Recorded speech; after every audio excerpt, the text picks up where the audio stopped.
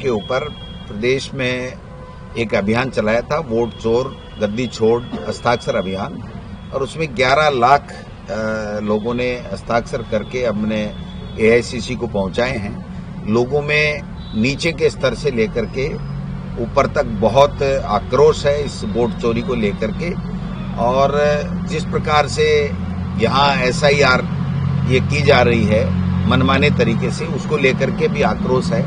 तो 14 दिसंबर को जो दिल्ली में रामलीला मैदान में आदरणीय खड़गे साहब और हमारे नेता राहुल गांधी जी उसको संबोधित करेंगे, और रैली है, उसको लेकर के तैयारियां चल रही हैं। आधे से ज्यादा जिला कांग्रेस कमेटियों में हमारी बैठकें हो चुकी हैं, ब्लॉक कांग्रेस कमेटियों में बैठकें हो रही हैं, हमने प्रभारी नियुक्त किए हैं और सबकी रिपोर्टें ले रहे हैं, और लोगों में भारी उत्साह है।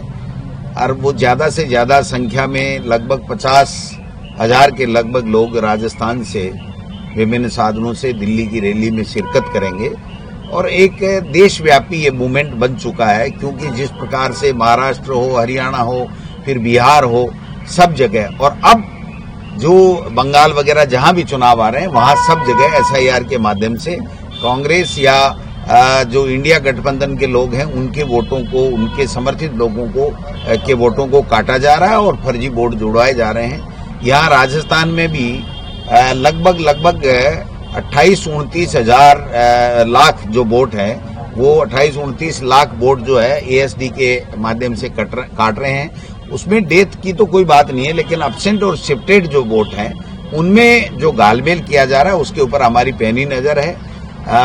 मेरे पास में जो शिकायतें आ रही हैं उसमें ये बात भी आ रही है कि जो गुजरात में जिनके नाम पहले हो गए और वो अगर भाजपा के समर्थित है तो उसके यहाँ भी नाम जोड़े जा रहे हैं, तो हम चुनाव आयोग से भी बात करेंगे और इस बारे में एक ज्ञापन भी हम लोग जल्दी तैयार कर रहे हैं कि किस प्रकार से बेजा फायदा इस्तेमाल इस पूरी इंस्टीट्यूट का हो रहा है, तो वो बात भी हम देखेंगे।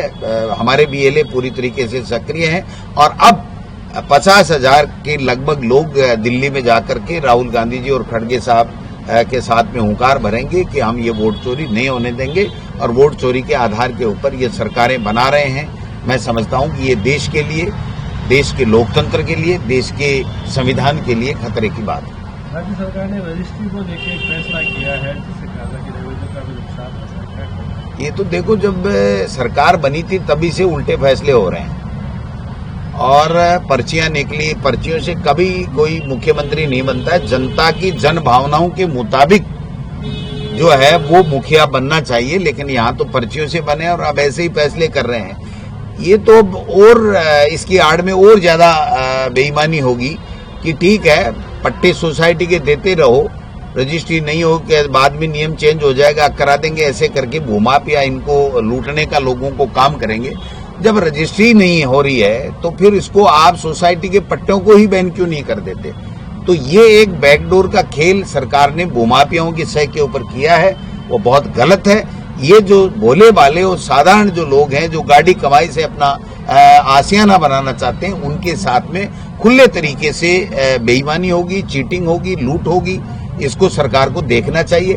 रेवेन्यू का तो नुकसान करा रहे हैं कि रजिस्ट्री नहीं होगी तो रेवेन्यू नहीं आएगा, तो रेवेन्यू का नुकसान तो हो जाए, लेकिन हमारा भूमाफिया जिंदा रहना चाहिए, उसको फायदा होना चाहिए। वो पट्टे चाहे जैसे काटता रहे, देता रहे, चाहे वो लेने वाला व्यक्ति गरीब लूटता रहे। संचार के बारे में संचार ऐप चल रहा है, संचार ऐप सारथी, ये तो बेईमानी है साहब। आप देखो कि बीजेपी ऐसे हथकंडे ला रही है। पहले वो कौन सा एक लेकर के आए थे जासूस, पेगासस लेकर के आए थे, कितने पत्रकारों का, कितने बुद्धिजीवियों का इन्होंने जो किया था। अभी भी ये इस तरीके के ऐप लेके आ रहे हैं, रोजाना तरह तरह की बातें लेकर के आ रहे हैं। तो ये पूरे तरीके से निजता का उल्लंघन है, और निजता का उल्लंघन हमारा कॉन्स्टिट्यूशन जो है वो हमको अधिकार देता है कि किसी की निजता का अधिकार नहीं होना चाहिए, ये हमारा मौलिक अधिकार है। तो उसके ऊपर भी कुठाराघात कर रहे हैं। अब कह रहे हैं जरूरी नहीं होगा। जब आपने कंपनियों को लिख के दे दिया तो कंपनियों ने तो मैन्युफैक्चर जो बनाया है उसमें वो चीज कर दी। अब आप किस किस को समझाओगे, कौन कौन व्यक्ति उसको समझेगा, और कहां से इसकी मॉनिटरिंग करोगे? तो मैं समझता हूं कि ये जो जासूसी की प्रथा है ये मोदी जी की पुरानी स्टाइल है, ये कोई आज नई की नहीं है। और उसी के तरीके से ये लोग बाग चल रहे हैं। ये देश के लिए, देश के नागरिकों के लिए बहुत ही खतरनाक बात है। मंत्री को लेकर बड़ी समस्या आई है, यूरिया को लेकर मंत्री जी कह रहे हैं इस बार ज्यादा बारिश होगी, ज्यादा खेती होगी। भाई साहब, जनता को तो यूरिया से ही नहीं, सरकार से ही बहुत बड़ी समस्या आ रही है। ये सरकार इस तरीके की बनी है कि इससे लोग त्राहिमाम कर रहे हैं, लेकिन पीछा नहीं छूट रहा। 2 ही साल हुए अभी, 3 और भोगना पड़ेगा इनको। ये तो रोजाना, ये इनको यूरिया से क्या लेना देना है कि यूरिया मिले कि नहीं मिले। इनको तो हाजिरी दिल्ली देनी है, एक पट्टा पहनाना है, एक फोटो भेंट करनी है। और आज तक मुख्यमंत्री सैकड़ों बार गए होंगे, प्रधानमंत्री जी से मिले होंगे, किसी मंत्रियों से मिले होंगे। 1 रुपए का अगर उन्होंने आकर के मीडिया के माध्यम से प्रदेश के लोगों को बताने का अगर काम किया हो कि हम ये चीज लेकर के आए।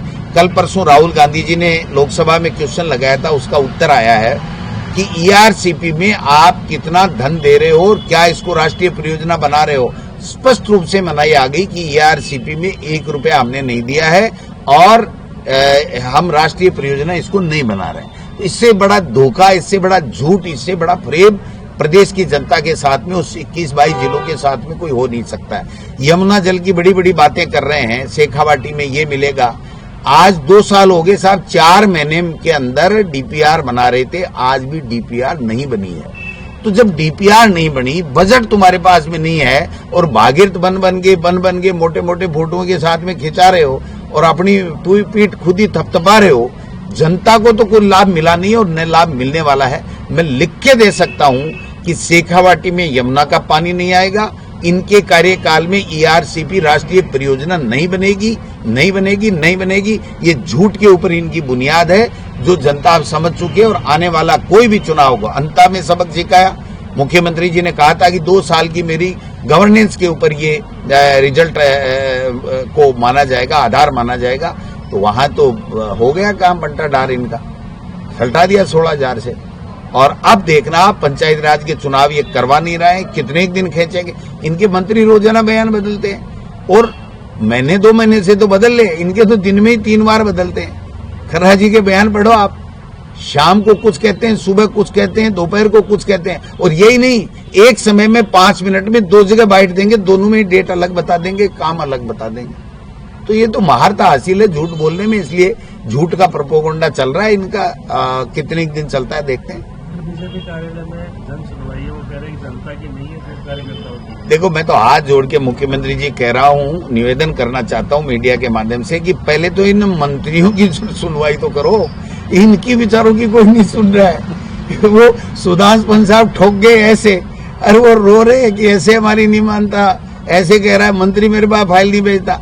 तो कम से कम पहले इन मंत्रियों की सुनवाई होनी चाहिए और उसके बाद में कार्यकर्ता की करे।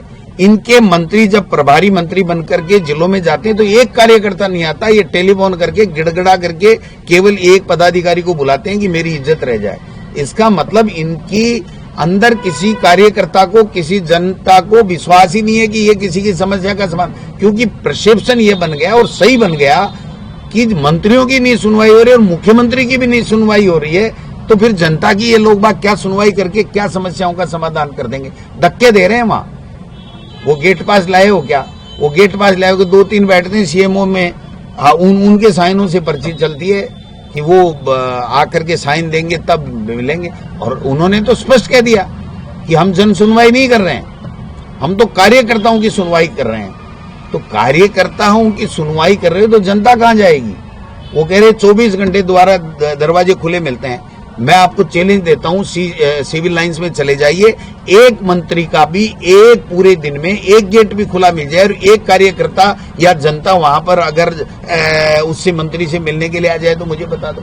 जब जिलों में जाते हैं हम देखते हैं, छुपके गाड़ियों से जाते हैं, छुपके आ जाते हैं, कोई नहीं मिलता इनसे, इनका पता ही नहीं रहता कब आते हैं कब जाते हैं। तो ये जो चल रहा है, ये जनता बहुत परेशान है, त्रस्त है। और किसान तो पूरी तरीके से लाठियां खा रहा है साहब, खाद के बदले लाठियां। वो कह रहा है खाद दे दो। और मंत्री जी हिरोडी लाल जी ने जो छापे डाले, अब उसके बाद में क्या फायदा हुआ ये तो बताओ। वो असली नकली कुछ भी नहीं मिल रही है। असली तो छोड़ दो आप बात, असली तो इनको खुद को ही पता नहीं है, असली सरकार ही नहीं है तो फिर खाद कहां से मिलेगी। महेश जोशी जी जो है महेश जोशी जी के मामले में मैं इतना ही कहना चाहता हूं कि सत्य जीता है और षड्यंत्र हारा है।